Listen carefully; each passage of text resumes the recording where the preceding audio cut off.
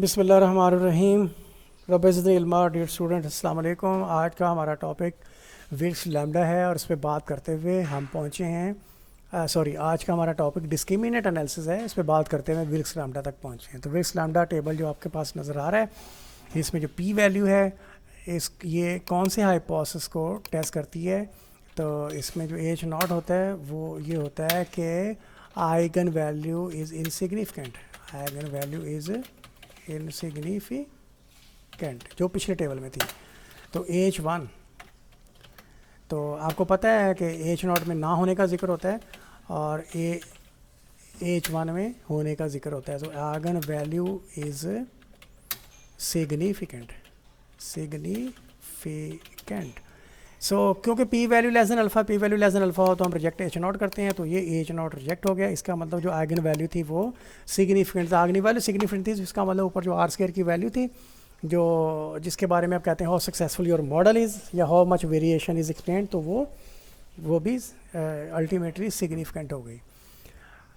Next है standardised canonical discriminant function coefficients. तो इन कोएफिशिएंट्स के बारे में अभी मैं आपको बताता हूँ।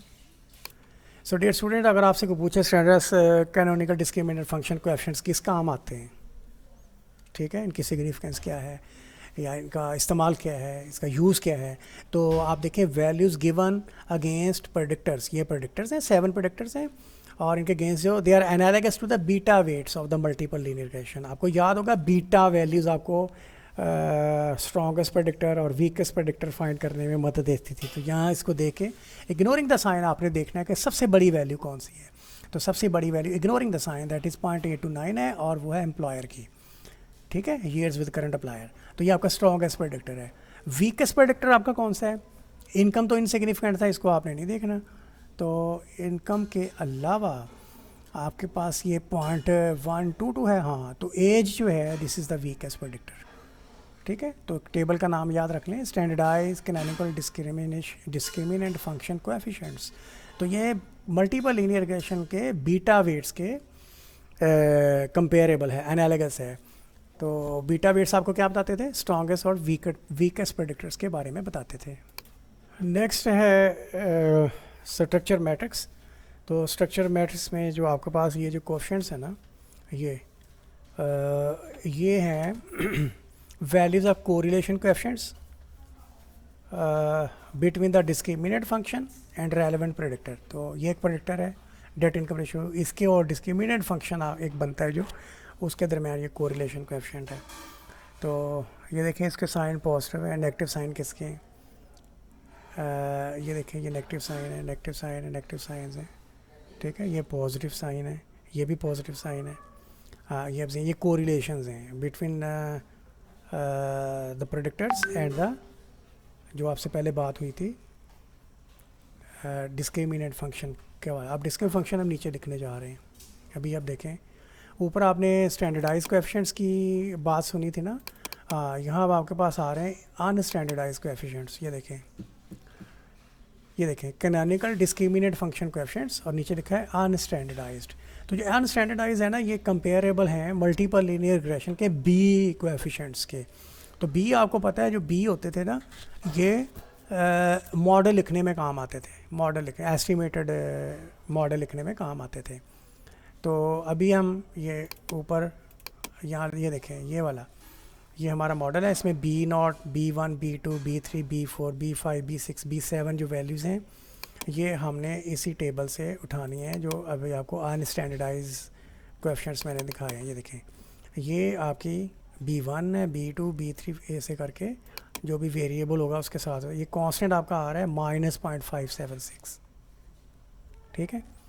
बाकी एज और एम्प्लायर ये 0.015 -0.13, तो आप ज़रा प्लीज़ चेक कर लें। तो ये देखें -0.0576 जो आपका वो था, वो इंटरसेप्ट था, ये एज का क्वेश्चन था, ये माइनस में था एम्प्लायर का, और बाकी सारे इस लिखे हमने। तो इसमें जब आपको पहले बंदे को आप मिलेंगे, जैसे आपको याद है मल्टीपल इंटीग्रेशन में आपने मिस्टर अली या मिस्टर एहसन की इनकम एस्टिमेट की थी, तो आपने उनसे एज पूछी थी, यहाँ एज रख दी थी आपने। एम्प्लायर को आपने देखा 35 साल उम्र है, यहाँ 35 से इसको ज़रब दे दो, एम्प्लायर से 10 साल है, इसको 10 से ज़रब दे दो, इस घर में रहते हुए 5 साल हो गए, इस नंबर को 5 से मल्टीप्लाई कर दें, इनकम उसकी 45,000 है तो उसको 45 से मल्टीप्लाई कर दें, और इस तरीके से डेट इनकम रेशियो और कैट को मल्टीप्लाई करके तो एक डिस्क्रिमिनेंट ये वैल्यू आ जाएगी आपके पास, ठीक है ना। अब ये डिस्क्रिमिनेंट वैल्यू आपने देखना है कि काट ऑफ वैल्यू का किस तरफ जा रही है, तो फिर फैसला हो जाएगा हर बंदे का कि वो किस ग्रुप से बिलोंग करता है। अभी हम इसको मज़ीद एक्सप्लेन करके देखेंगे इंशाल्लाह। तो ये आप देख लें इस तरीके से, ये आपके पास एक मॉडल आ जाएगा एस्टिमेटेड, फिर हर बंदे के लिए आप इसको कैलकुलेट कर पाएंगे। ये देखें ज़रा हर आदमी के लिए आप कैलकुलेट कर पाएंगे। ये आपका डेटा वो है, हाँ पहला नंबर बंदा है, उसकी एज 41 थी, एम्प्लॉय स्टेज 17 था, एड्रेस 12 था, इनकम 176 थी, डेट इनकम 9.3 था। तो आपने इसको इन सारी वैल्यूज़ को ऊपर जो आपको इक्वेशन मैंने दिखाई है उसी तरीके से आपने कोएफिशिएंट्स के साथ जब इसको ऐसे मल्टीप्लाई कर दिया, ये देखें एज 41 थी तो एज के साथ 41 को जहाँ एज लिखी थी वहाँ 41 लिख दिया, एम्प्लॉय जहाँ था वहाँ 17 लिख दिया, जहाँ एड्रेस था वहाँ 12 लिख दिया। ऐसा सारी वैल्यूज़ पुट करके एक वैल्यू निकाली तो इस बंदे का डिस्क्रिमिनेट स्कोर आ गया 2.1।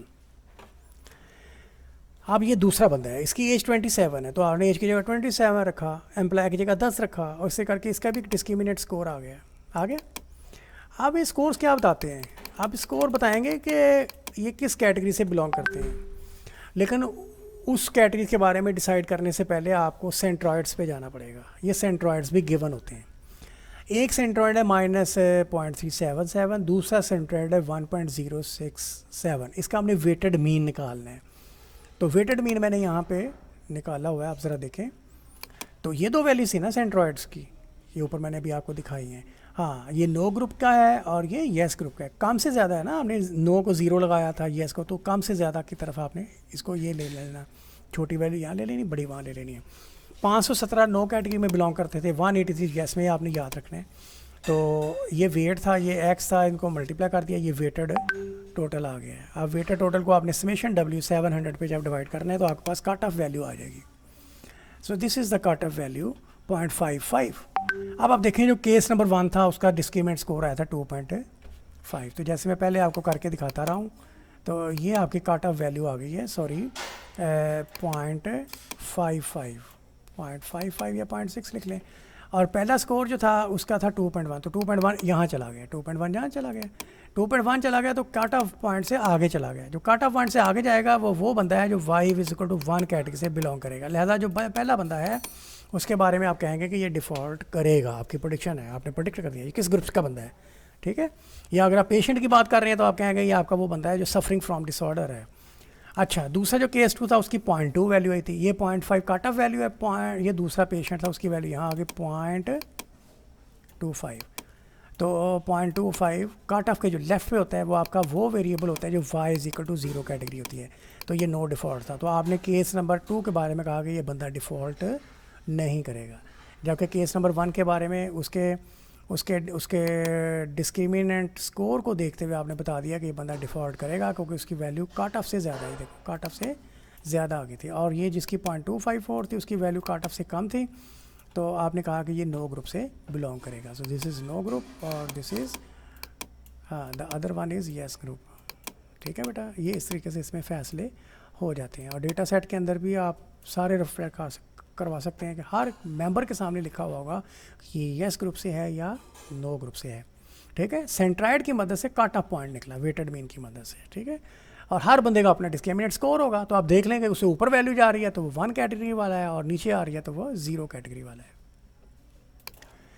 बाकी हम क्लासिफिकेशन रिजल्ट्स को हम देख लेते हैं। ये देखें नो वाले, नो से नो बिलोंग करने वाले, ये देखें जो 517 लोग से हमने 517 को हमने नो नहीं कहा, 393 को कहा, इसका मतलब हमसे 124 मिस्टेक्स हुई हैं।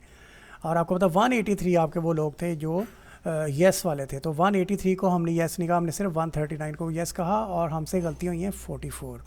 कैलकुलेशन ज़रा कर रहे हैं तो यहाँ नो को नो हमने 76% टाइम कहा, येस को येस हमने 76% ऑफ द टाइम्स कहा। ये जो क्लासिफिकेशन रेट हमारा 76% आ रहा है, दिस इज़ सेटिस्फैक्ट्री, ठीक है, क्योंकि ये थ्रेशोल्ड होता है हमारा। अगर हम सिर्फ चांस लोन की बात करते तो 50% इंसान तुक्का लगाता है ना, तो 50-50 था, लेकिन अब यहाँ देखें ये 50% से क्योंकि ज़्यादा हो गया है तो इसलिए इट इज़ डिज़ायरेबल, और हम कह सकते हैं कि discriminant model is effective and valid. Thank you very much, अल्लाह हाफ़िज़।